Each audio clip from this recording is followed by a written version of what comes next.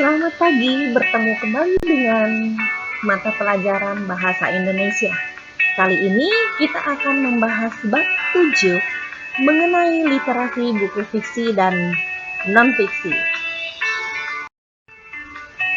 Sudah siap? Sebelum kita masuk ke dalam materi, kalian perlu tahu dulu apa itu literasi.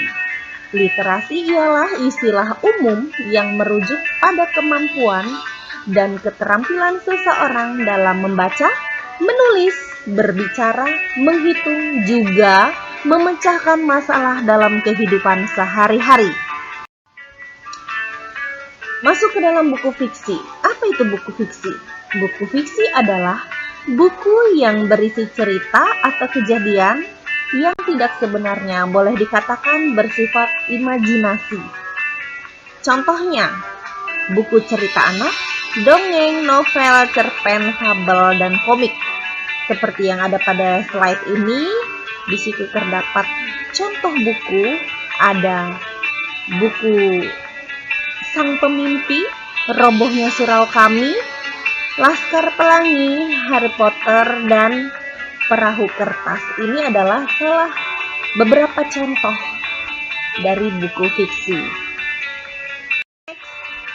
Masuk ke dalam buku non-fiksi. Buku non-fiksi adalah karangan yang dibuat berdasarkan fakta, realita, atau hal-hal yang benar-benar dan terjadi dalam kehidupan kita sehari-hari. Contoh bukunya, buku pelajaran, buku ensiklopedia, esai, biografi, dan laporan ilmiah.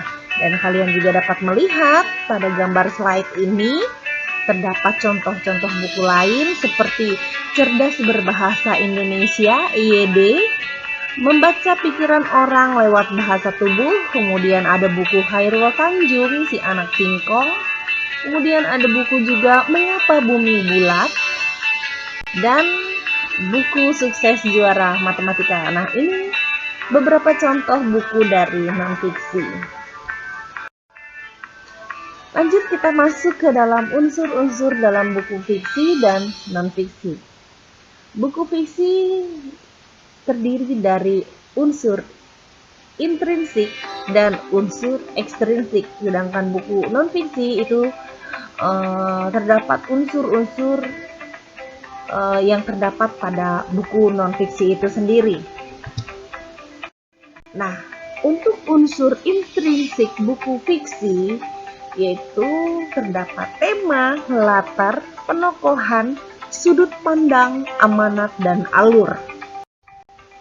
Untuk unsur ekstrinsiknya pada buku fiksi yaitu bahasa, latar belakang pengarang, dan nilai-nilai dalam karya sastra. Sedangkan unsur buku non-fiksi tadi terdapat prakata, daftar isi, pendahuluan, isi, penutup atau kesimpulan, dan yang terakhir daftar pustaka. Inilah unsur-unsur yang terdapat pada buku non-fiksi. Kemudian masuk ke dalam peta pikiran. Peta pikiran, garis alur, sinopsis atau ringkasan. Peta pikiran atau garis alur yaitu peta pikiran dari buku fiksi harus membuat bagian-bagian yaitu pengenalan cerita, penyajian peristiwa, terjadinya konflik, dan penyelesaian konflik serta penutup. Kemudian ada sinopsis. Sinopsis itu merupakan bentuk ringkas karya sastra. Langkah-langkah menyusun sinopsis yaitu membaca cerita terlebih dahulu, kemudian menyusun alur, kemudian mengutamakan aspek persuasif, serta dibuat menarik. Kemudian ringkasan. Ringkasan adalah hasil dari meringkas, ikhtisar, ya, singkatan cerita. Langkah menyusun ringkasan yaitu dengan membaca secara seksama, kemudian menemukan gagasan utama, menyusun ringkasan sementara ya, lalu membaca ringkasan sementara, kemudian menghitung jumlah kata dalam ringkasan, serta menulis ringkasan secara utuh. Nah, pengertian dari peta pikiran. Peta pikiran merupakan bagian atau diagram yang menggambarkan alur pikiran seseorang tentang suatu objek. Peta pikiran juga menghubungkan ide penting atau pokok-pokok isi bacaan suatu topik tertentu satu sama lainnya. Pemetaan pikiran dapat membantumu merinci dan meringkas pokok-pokok isi buku yang dibaca serta dapat memahami keseluruhan isi tanpa harus menghafal. Nah, sekarang ciri-ciri peta pikiran. Apa saja ciri-ciri peta pikiran? Yuk perhatikan baik-baik. Peta pikiran menampilkan gagasan-gagasan dalam bentuk kata atau gabungan kata dan bukan paragraf. Yang kedua, peta pikiran dapat ditambahkan gambar-gambar agar terlihat menarik. Yang ketiga, setiap satu gagasan pokok ditampilkan dalam warna yang berbeda. Nah, langkah-langkah membuat peta pikiran, ada hal-hal yang perlu kalian lakukan, yaitu menulis judul di tengah-tengah kertas dan memberi gambar yang sesuai, kemudian membuat cabang utama terkait topik, lalu meneruskan dengan membuat cabang-cabang utama lainnya dan gunakan warna yang berbeda. Kemudian memberi label setiap cabang hanya dengan kata kunci. Kemudian setiap cabang dibuat subcabang untuk hal yang saling berhubungan. Membuat garis lengkung dan alur yang jelas. Kemudian jika ada hal yang berhubungan dengan sub yang berbeda, kamu bisa menarik garis sebagai pengingat adanya kaitan antara kedua hal tersebut.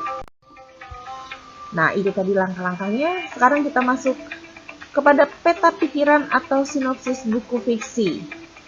Berbentuk pola alur suatu cerita, yaitu ada orientasi, merupakan suatu pengantar cerita. Kemudian ada perumitan peristiwa, yakni kisah tokoh dan peristiwa menuju ke puncak cerita atau konflik. Kemudian yang ketiga, komplikasi, yaitu puncak atau inti cerita, tempat kisah yang menjadi inspirasi bagi pembaca. Yang keempat, resolusi, merupakan bagian pemecahan suatu masalah dalam cerita, biasanya berupa peristiwa menyadarkan tokoh tentang kebaikan. Dan yang terakhir, yaitu koda, merupakan penutup cerita atau simpulan berupa pesan moral. Nah, di sini ada contoh dari konsep peta pikiran. Ini untuk peta pikiran garis alur buku fiksi. Terdapat pengenalan, konflik, klimaks, anti klimaks, dan resolusi. Kemudian berikutnya ada contoh peta konsep buku non fiksi ya. Di sini ada isi buku apresiasi karya sastra. Terdapat bab-bab di dalamnya. Ada bab 1, bab 2, bab 3, bab 4, bab 5. Kemudian bab 1 terdapat pendahuluan. Kemudian ada poin-poin tentang pengertian, manfaat, dan jenis-jenis. Kemudian bab kedua terdapat puisi, pengertian, karakteristik, dan penjelasan yang lain gitu ya. Dapat kita lihat dalam slide ini. Ini adalah contoh peta konsep untuk buku non-fiksi. Kemudian kita masuk ke dalam hubungan antar unsur dalam buku non-fiksi, dalam buku fiksi dan non-fiksi. Unsur dalam buku baik fiksi maupun non-fiksi memiliki hubungan yang saling terkait. Hubungan antar unsur dalam sebuah buku fiksi membentuk suatu kesatuan padu dan runtut. Sementara itu, hubungan antar unsur dalam buku non-fiksi membuat isi buku padu dan mudah dipahami pembaca.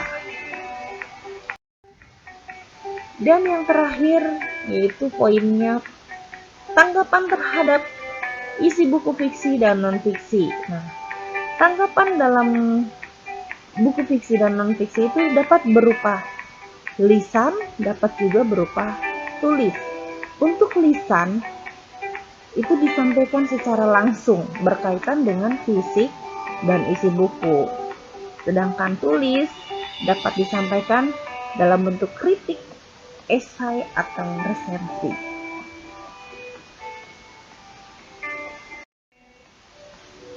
Nah, sejauh ini pembahasan materi kita, semoga pembahasan ini dapat bermanfaat untuk kalian dalam memahami dan mendalami materi kita tentang literasi buku fiksi dan non-fiksi.